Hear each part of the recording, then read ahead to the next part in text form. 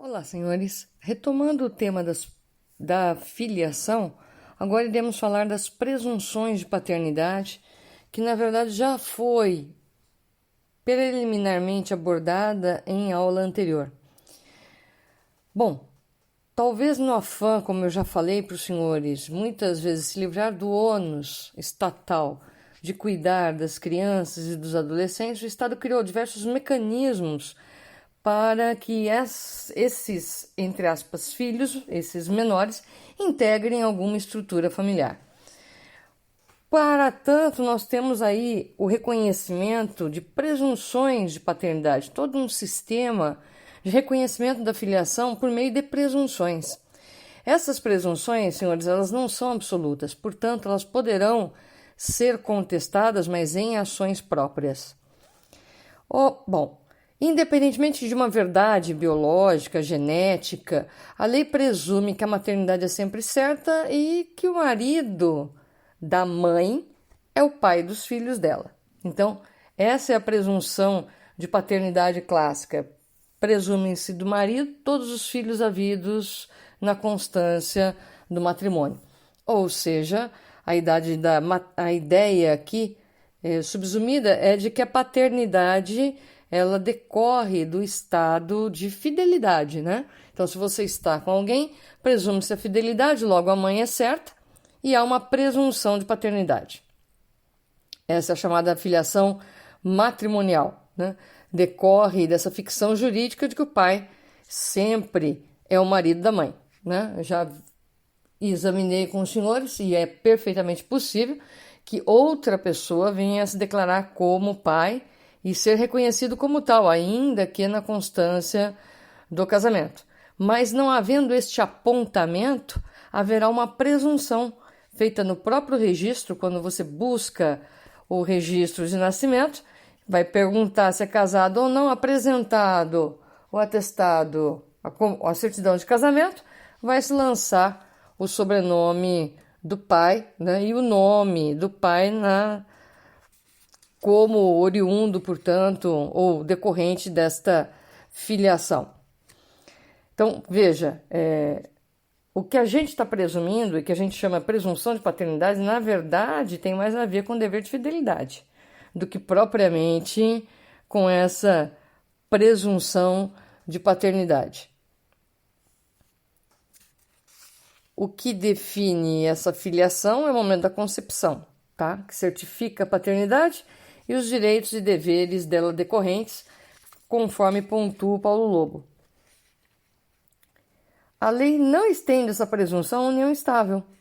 E aí a gente fica com um probleminha, né? Porque, na verdade, se você equipara a união estável e permite sua conversão ao casamento, tecnicamente algumas regras, sobretudo as regras, assim como as de impedimento, se aplicam à união estável, por que a presunção da paternidade não se aplicaria? Segundo a doutrina, é porque aí não há a fidelidade como dever, mas você tem a lealdade. Então, me parece que isso não seria razoável, reconhecer um e não reconhecer outro, tá? Ainda mais depois que o STF reconhece a absoluta igualdade entre união estável e casamento, no que diz respeito ao direito de concorrência sucessória, entende que isso daí deve se espraiar para todo o sistema jurídico de uma forma coerente. Então, numa interpretação sistemática, você teria que adotar também para a união estável a mesma presunção. Bom, esse estado de certeza, de presunção de paternidade, vai atingir também alguns outros momentos. São reconhecidos como concebidos na constância do casamento aqueles que nascem pelo menos 180 dias, por 6 meses, depois da celebração do casamento. Está previsto no artigo 1597, inciso 1 do Código Civil. Então, quem nasce 180 dias depois do casamento, presume-se que é do marido da esposa. Mas, Marilena, são só 6 meses. É uma presunção de paternidade. Por quê? Porque você já estabeleceu um núcleo familiar. Então, fica pressuposta ou conhecimento dessa gestação ou que você vai manter esse filho sob os seus cuidados. Portanto, presume-se a a paternidade daquele que nasce 180 dias depois da celebração do matrimônio. Igualmente, esse mesmo vínculo é estendido para além do fim do casamento em 300 dias, portanto 10 meses. Então, 10 meses subsequentes à dissolução da sociedade conjugal, artigo 1597, inciso 2, você presume que é filho do casal. Olha que risco, né? É que, na verdade, as pessoas envolvidas nos divórcios agem, boa parte delas, de boa fé. Então, ninguém pretende declarar como do ex-cônjuge um filho que venha a ter tido com terceira pessoa. Eu já fiz divórcio de uma mulher que estava grávida do companheiro, entre aspas, atual dela, e o cidadão também ficava buscando divórcio para se casar com outra pessoa. Nunca passaria na cabeça daquela mulher que estava grávida de atribuir ao ex-marido a paternidade. Mas a lei presume. De novo, essas presunções, por isso que eu já falei aos senhores, elas estão muito mais carregadas da ideia do Estado livrar-se desse ônus do que propriamente de estabelecer um vínculo familiar, até porque nesse caso não existe, houve dissolução do matrimônio. A ideia é que não exista a chamada mãe solteira, é essa a ideia, ela vai permanecer só e cuidando do filho. O que você garantir é um pensionamento, são os alimentos. Por isso que você fez essa presunção. Então, na verdade, existe uma presunção de 10 meses após o encerramento do matrimônio, a celebração do divórcio, presume-se do marido o filho havido durante esse período. Claro que você tem hoje toda a tecnologia à disposição, exame de DNA, HMLA, que eu sempre indico e acho melhor que o exame de DNA, nós vamos aprender o porquê. Hoje você tem regras muito mais fáceis para poder trabalhar essa questão, mas fica aí esta presunção.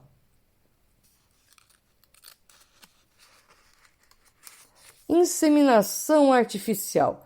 A inseminação artificial gera condição de filho. Algumas doutrinas dizem que por ficção legal, né? Olha, se você faz inseminação artificial homóloga, não é por ficção legal, porque na verdade os genes utilizados são os dos cônjuges. Então, qual é a ficção legal? É o do pai e o da mãe, né? Então, você está usando material genético de um e de outro. Não há que se falar em ficção legal. Eu entendo que você poderia falar disso se você estivesse se referindo aos chamados embriões excedentários, aqueles que sobraram, que serão doados para terceiras pessoas. Então, aí sim, você tem um filho oriundo de inseminação artificial sem contribuição genética sua alguma, de qualquer dos dois. Então, aí você poderia falar disso.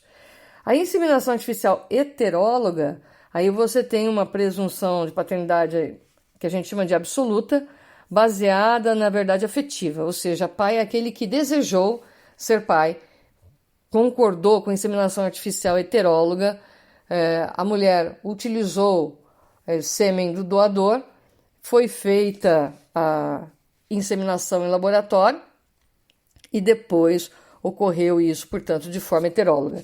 Já estabeleceu os senhores que existe, em que pese tudo isso, existe também o direito do filho de ter certeza quanto à sua origem genética.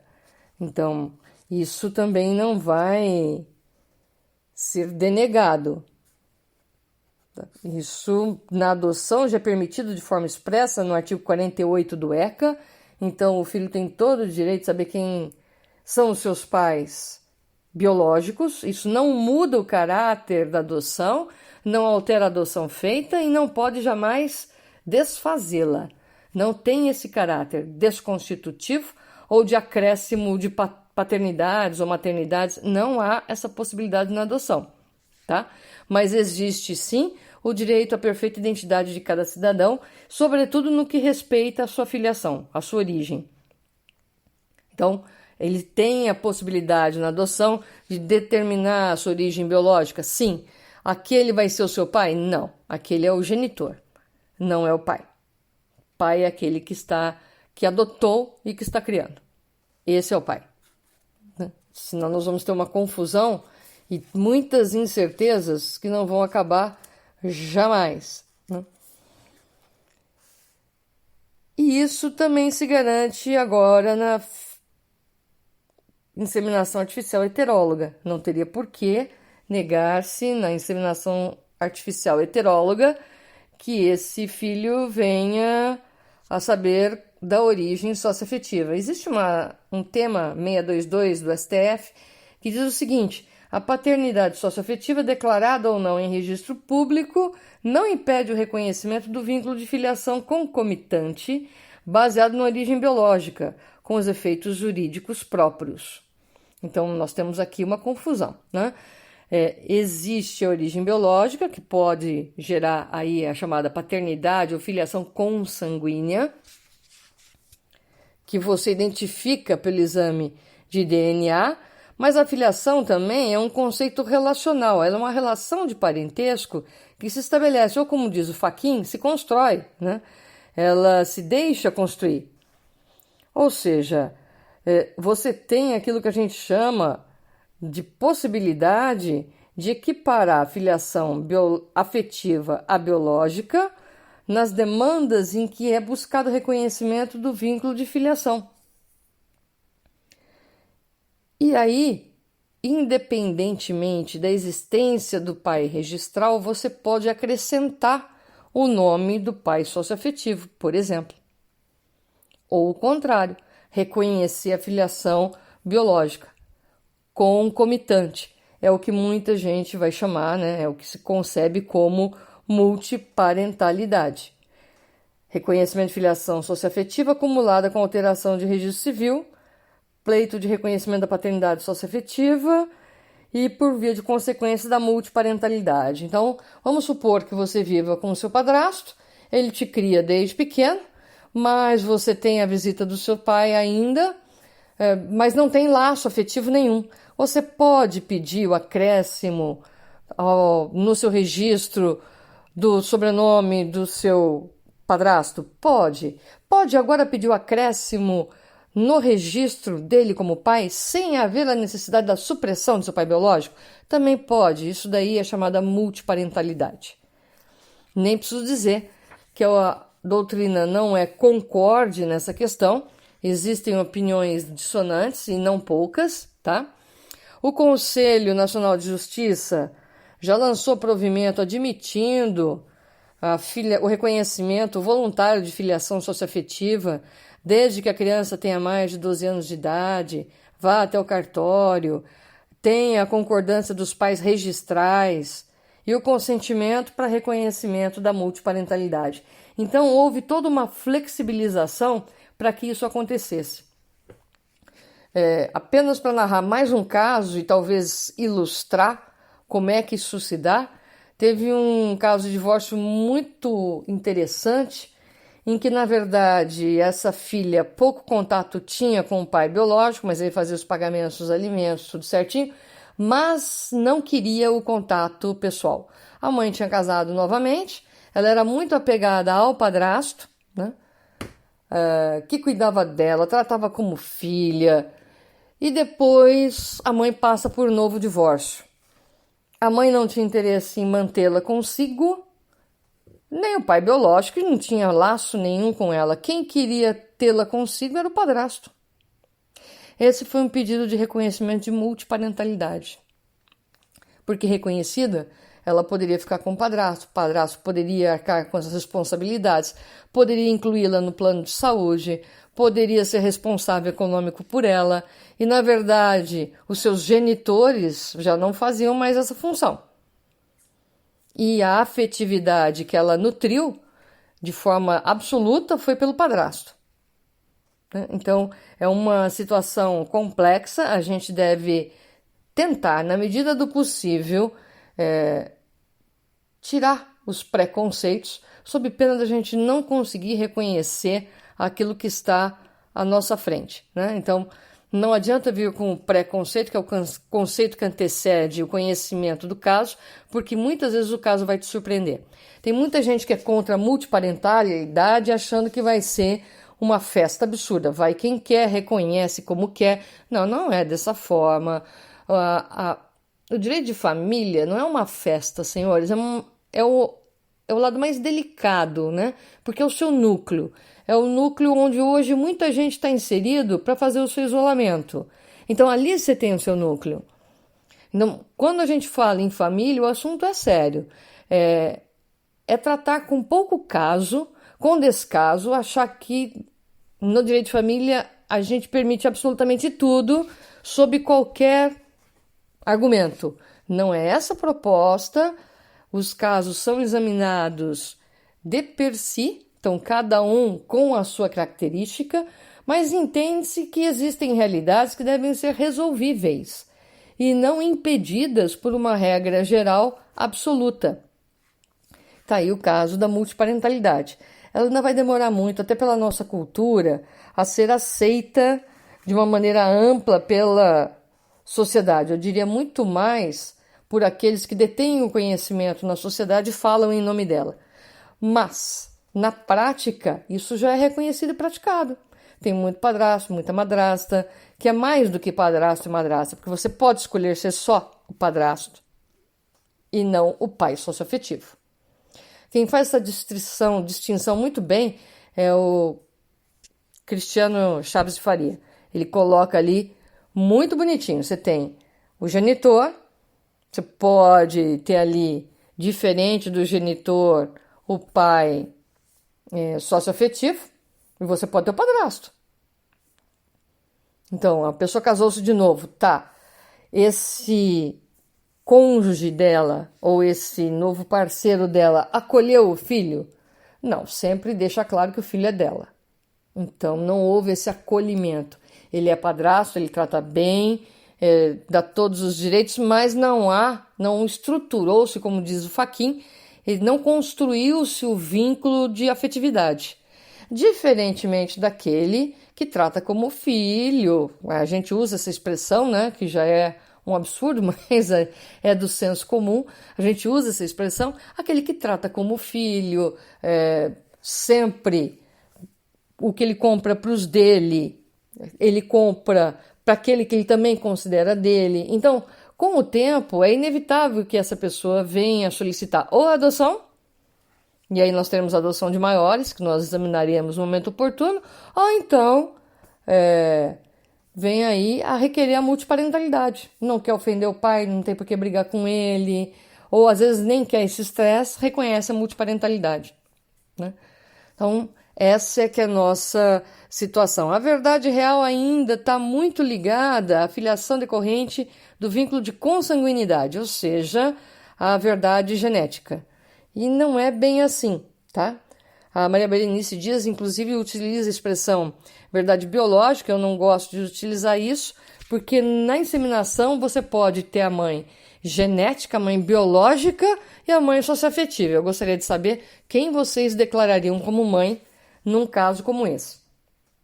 Quem forneceu o óvulo, quem gestou, quem deu à luz, ou quem comprou essa confusão toda porque quer ser mãe. E não pode, porque o material genético dela é impróprio e ela também não consegue levar adiante a gestação. Então, nós temos dois probleminhas aí. Então, como resolver a questão?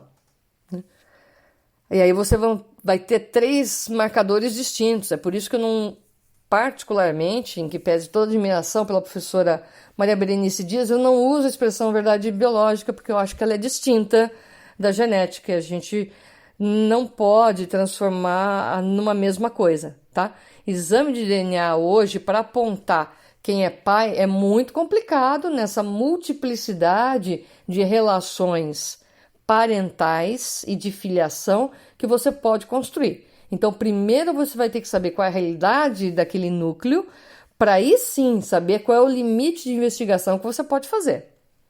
Porque, gente, se tem uma adoção, é óbvio que o DNA vai dar negativo. Se tem uma inseminação, também é óbvio que aquele lá não será declarado pai. Mas se ele autorizou E enquanto era casado, ele é o pai. Não adianta ele entrar com uma negatória de paternidade. Quero provar biologicamente que eu não sou o pai, mas isso daí é filho por inseminação artificial. Você aceitou ser pai. Você pediu para ser pai. Você não vai empurrar o filho agora. Então, essas diferenças, elas se manifestam de uma maneira bem particular. A reprodução assistida vai merecer da nossa parte uma aula especial só para tratar dela, as suas modalidades e as suas consequências jurídicas no que diz respeito à filiação e às obrigações. Senhores, pode parecer que a gente está perdendo um pouco mais de tempo com a filiação, mas isso não é verdade. Porque uma vez estampado aqui todos os vínculos de filiação, ficará muito mais fácil os senhores entenderem o que vem depois. Guarda, visita, alimentos. Aí fica muito mais fácil manejar essas situações. Sem a devida compreensão da filiação, os senhores tropeçarão lá na frente. Então, por gentileza, façam as leituras devidas, busquem material. Paulo Lobo é muito interessante, pode cotejar com o Pablo Stolze, vá dar uma olhada no Cristiano Chaves de Faria, que trabalha muito bem a questão, João Aguirre. Então, você tem aí um caldo bem interessante de centro e liberal, tá? Então, dos moderados e dos liberais, que são os que eu estou apontando. Os senhores podem ler outros que serão conservadores, como Carlos Roberto Gonçalves, e aí você vai ter uma outra ótica da filiação. Paramos, portanto, na questão da reprodução assistida, que fica para o próximo encontro. Senhores, fiquem bem, cuidem-se e abraços virtuais a todos.